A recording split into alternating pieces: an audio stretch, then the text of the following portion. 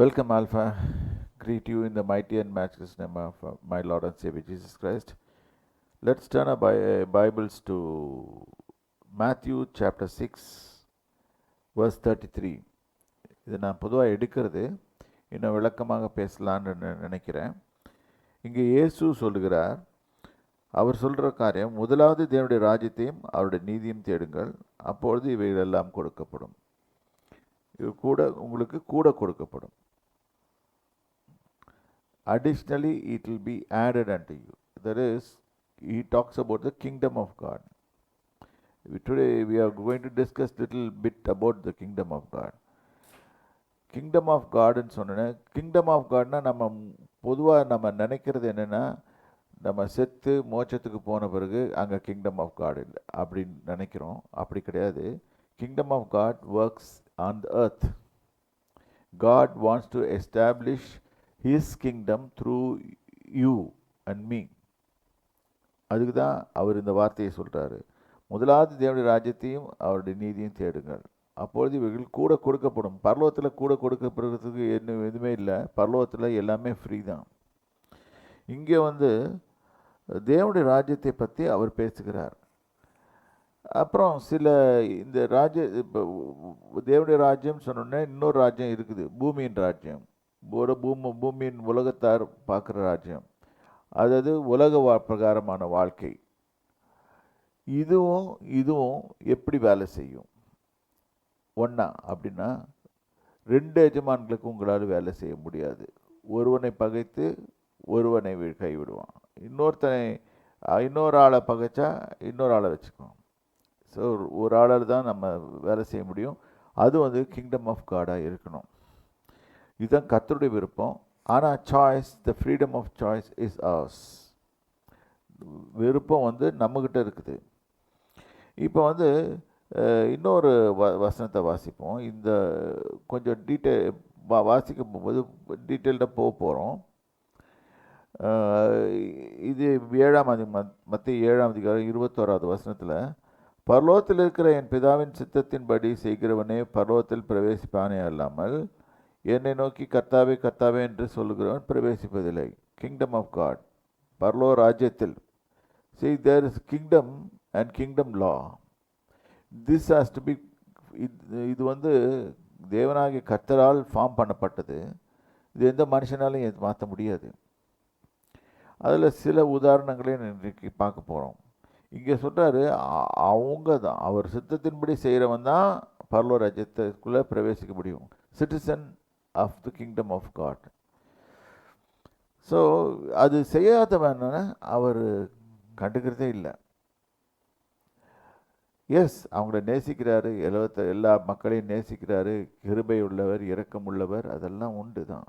ஆனாலும் அவர் தன்கிட்ட வந்தோடனே தன்னுடைய கிங்டத்தை ஃபாலோ பண்ணு, அவருடைய ராஜ்யத்தை ஃபாலோ பண்ணுன்னு சொல்கிறாரு. இப்போ இன்னொரு வசனத்தை பார்ப்போம். கிங்டத்தில் சில லாஸ் உண்டு. சிலரில் நிறைய லாஸ் இருக்குது. ஒவ்வொன்று ஃபிசிக்கல் லா இருக்குது, ஸ்பிரிச்சுவல் லா இருக்குது, இன்னும்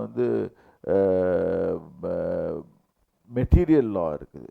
எல்லாத்துக்கும் லா இருக்குது தேவனுடைய ராஜ்யத்தில். இந்த இடத்துல பாருங்கள்,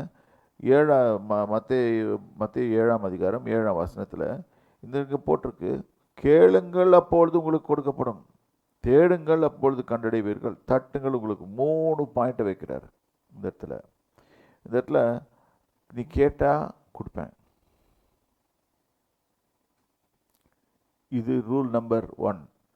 ரெண்டாவது, தேடுங்க, seek and you shall find.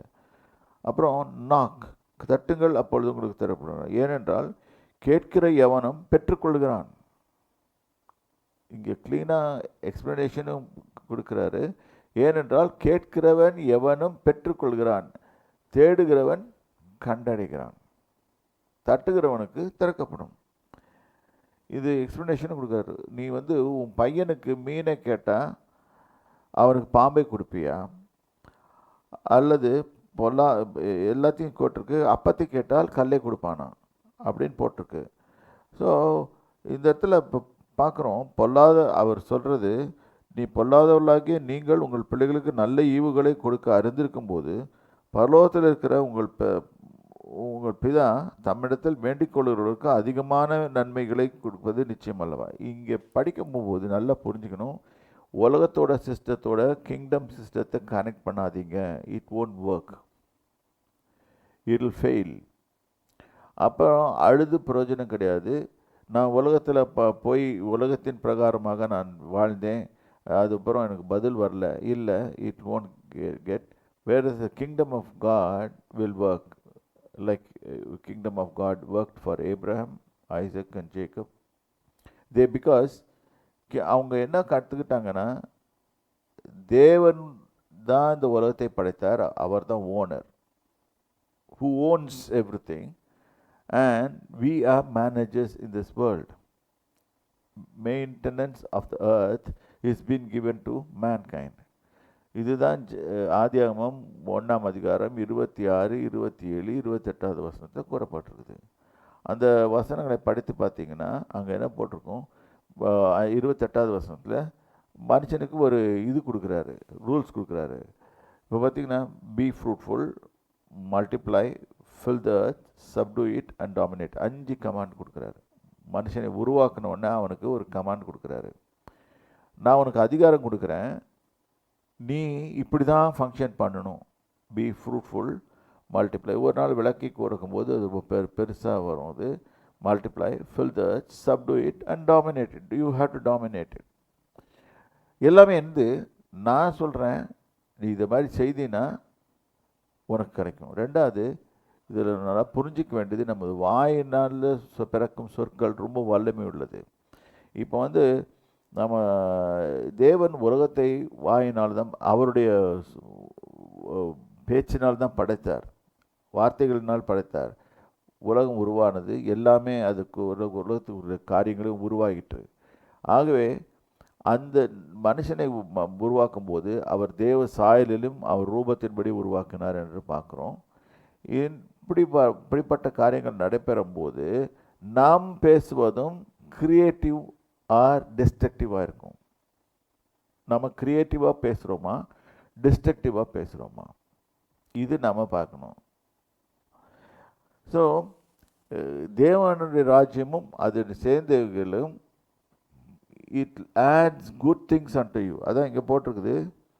இப்போ மத்தேயு 7ஆம் அதிகாரம் 16வது வசனம், பொல்லாதவர்களாகிய நீங்கள் உங்கள் பிள்ளைகளுக்கு நல்ல ஈவுகளை கொடுக்க அறிந்திருக்கும் போது பரலோகத்தில் இருக்கிற உங்கள் பிதா தம்மிடத்தில் வேண்டிக் கொள்கிறவர்களுக்கு நன்மையானவர்களை கொடுப்பது அதிக நிச்சயம் அல்லவா. அப்புறம் எப்படி கேட்கணும்னு வேற சொல்லிக் கொடுக்குறாரு. Ask and shall be given. So இதுதான் அவர் சொல்லிக் கொடுக்கறது. You attach yourself. எல்லாத்துக்கும் மேலே God is your king and you listen to him according to the word of the Lord God and follow his kingdom. அப்போ I will give you everything அப்படின்னு சொல்கிறாரு. இப்போ ஒரு உதாரணத்துக்கு பேதுரு ராம் முழுவதும் வலையை போட்டார், உலக பிரகாரமானபடி வலையை போட்டார். அந்த இடத்துல மீனே அகப்படலை. அவர் expert fisherman. earthly loss was working. Nothing happened. When he gave the boat to the Lord God, அவருக்கு வரும்போது போட்டை கொடுத்துட்ட பிறகு அவனுக்கு என்ன பிரச்சனைன்னு தெரியும். ஆகவே பேதுருக்கிட்ட கொஞ்ச நேரம் அந்த போட்டை அவர் நின்று வாங்கிட்டு, அவர் எதையும் ஓசியாக வாங்க மாட்டார், திருப்பி கொடுத்தாரு. எப்படி கொடுத்தாருன்னா, அவன் எதில் கஷ்டப்படுறானோ அந்த இடத்துல கொடுத்தாரு. மீனையாக திருப்பி கொடுத்தாரு. திருப்பியும் அவர் சொல்கிறாரு, நீ ஆழத்தில் அவனை தான் செய்யணும், அதுக்குன்னு மீனே வான்னு சொல்லி கரையில் கொண்டு போடல. அவர் என்ன சொன்னார், நீ போய் திருப்பி போய் மீன் பிடிக்க போ, இந்த தடவை உனக்கு அகப்படும் அப்படின்னு சொல்கிறாரு. அவன் சொல்கிறான், நான் ராத்திரி முழுக்க போட்டேன் வாகல. இல்லை, நீ போகும்போது அவன் வலையை போடும்போது எக்கச்சக்கமான மீன் வந்துச்சு. அப்போ 2 படகுகள் மூழ்கத்தக்கதாக மீன்களை பிடித்தார்கள் வேதம் சொல்லுகிறது. அந்த லாஜிக் படி கணக்கு எடுத்து பார்த்தோம்னா, அங்கிட்ட 30 படகு இருந்தாலும் அது நிரம்பியிருக்கும், 50 படகுகள் இருந்தாலும் நிரம்பியிருக்கும்.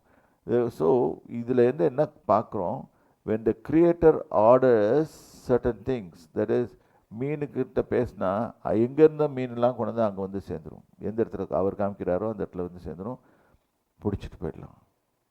So God orders wealth. God orders everything.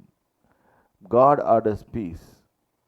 எத்தனையோ ப்ரேயர் ரிக்வெஸ்ட் வருது, எல்லாருக்காக ஜெபிக்கிறேன். ஒவ்வொருத்தரும் ஒவ்வொரு விதமாக கேட்குறாங்க. ஒவ்வொருக்கு பிரச்சனைகள், கஷ்டங்கள், தொல்லைகள் எல்லாம் இருக்குது.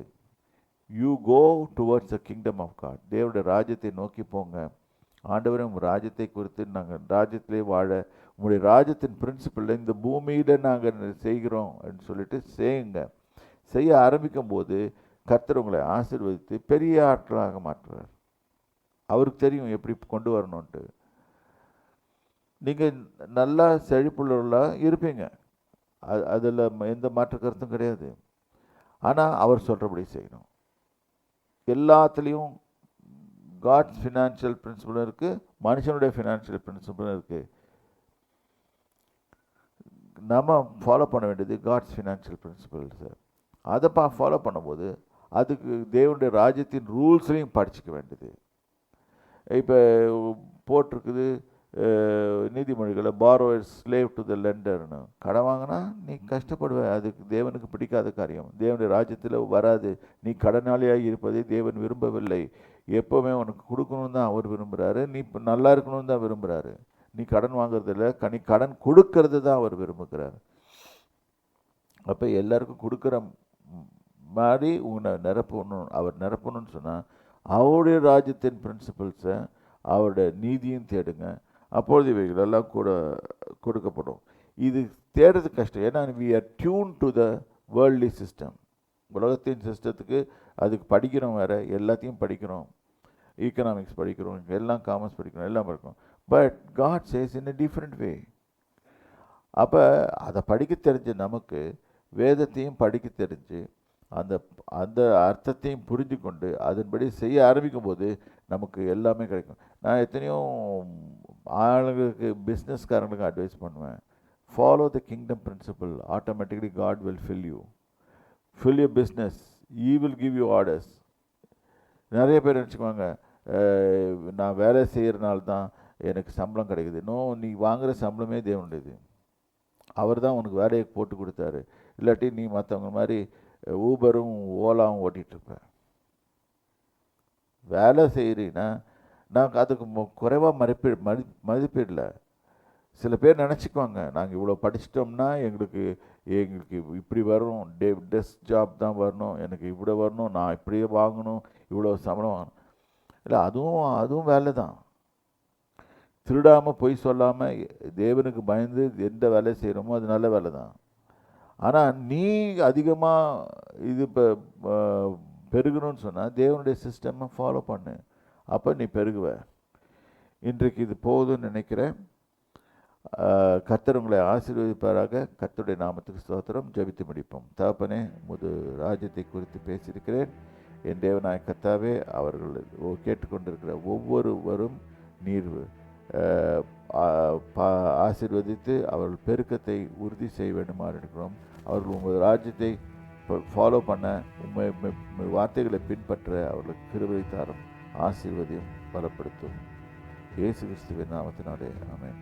இதை கேட்டுக்கொண்டிருக்கிற அருமையான நண்பர்களுக்கு, இதை கேட்கும்போது தயவுசெய்து நீங்கள் அந்த யூடியூப்பில் சப்ஸ்கிரைப் பண்ணி லைக் கொடுத்தீங்கன்னா அது எங்களுக்கு பிரயோஜனம் உள்ளதாக இருக்கும். அதனால் உங்களுக்கும் ஆசீர்வாதமாக இருக்கும். நாங்கள் இன்னும் அதிகமாக தேவனுடைய செய்திகளை உங்களுக்கு கொண்டு வந்து கொடுப்பதற்கு எங்களுக்கு அது வழி வகை செய்கிறதா இருக்கும். You encourage us, we encourage you. God bless you. God be with you.